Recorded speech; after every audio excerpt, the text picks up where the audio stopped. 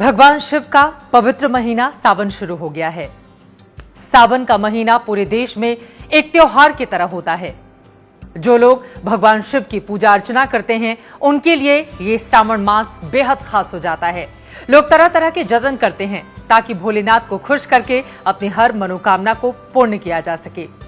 लेकिन क्या आप जानते हैं कि सावन महीने में ही भगवान शिव की आराधना का महत्व ज्यादा क्यों बढ़ जाता है? भगवान भोलेनाथ को ये सावन का महीना इतना ज्यादा पसंद क्यों है?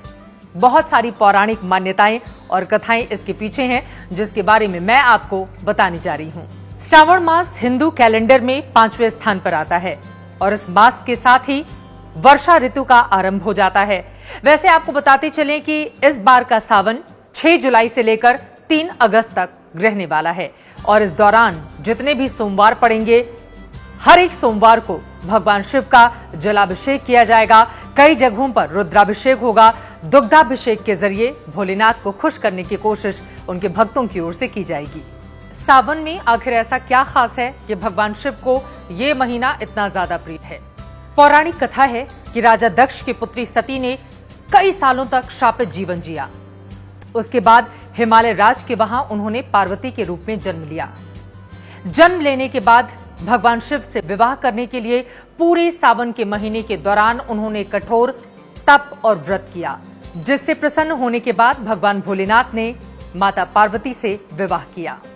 अपनी भार्या को पुनः अपने जीवन में पाकर भगवान शिव प्रसन्न हुए और इस वजह से भी श्रावण मास उनके लिए बेहद खास है। इसीलिए कहा जाता है कि अगर कुमारी कन्याएं अच्छे वर की कामना करना चाहती हैं तो वो सावन के महीने में सोमवार का व्रत करें, जिससे भगवान भोलेनाथ उनकी मनोकामना को पूर्ण करेंगे।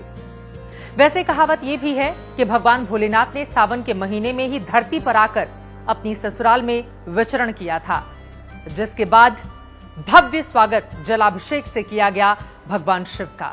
इसके बाद से ही जल के अभिषेक की परंपरा शुरू हुई, जो आज तक लगातार जारी है।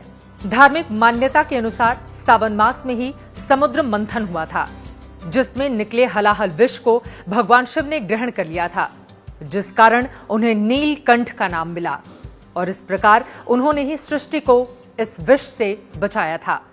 इसके बाद सभी देवताओं ने उन पर जल डाला। इसी कारण शिव अभिषेक में जल का विशेष स्थान है।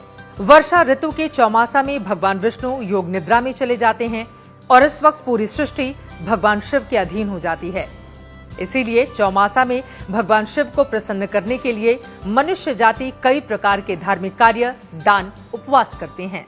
शिव पुराण में बताया गया है कि सावन महीने के दौरान जो भी भक्त अपनी मनोकामना को पूरी होते देखना चाहते हैं तो वो भगवान शिव का व्रत करें, उनकी मनोकामना भगवान जरूर पूरा करते हैं। तो एक एक करके वो कौन कौन सी बातें हैं जो पूरे सावन के दौरान आपको ध्यान में रखनी चाहिए, उसके बारे में आप जान ले।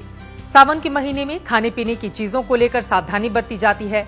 आपका भोजन सात्विक होना चाहिए और कई लोग तो ऐसे भी हैं जो इस दौरान लहसुन प्याज का इस्तेमाल नहीं करते हैं। वर्षा ऋतु है तो बहुत सारे ऐसे भी लोग हैं जो कहते हैं कि हरी सब्जियों को खाते वक्त आपको बैगन का इस्तेमाल नहीं करना चाहिए।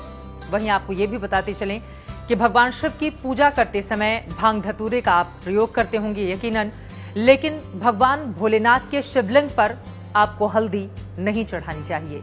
अगर आप पूजा पाठ में बहुत ज्यादा भरोसा करते हैं, भगवान शिव की आराधना करते हैं, तो इस दौरान दूसरों के अपमान से भी आपको बचना चाहिए।